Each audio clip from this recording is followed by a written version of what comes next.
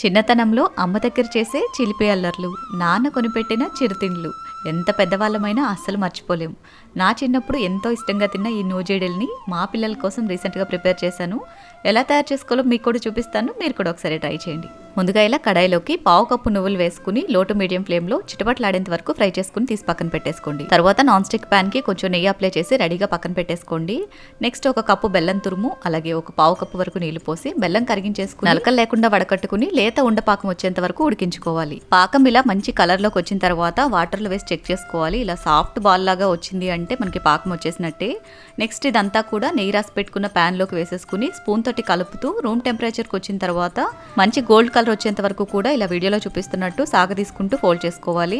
ఈ కలర్లోకి వచ్చిన తర్వాత చాపింగ్ బోర్డ్ మీద గట్టిగా రోల్ చేసుకుని ముందుగా ఫ్రై చేసి పెట్టుకున్న నువ్వుల్లో కూడా ఇలా రోల్ చేసుకుని చిన్న ముక్కలుగా కట్ చేసి కంప్లీట్గా చల్లారనిచ్చారంటే ఎంతో టేస్టీ అయిన నూజీడీలు రెడీ.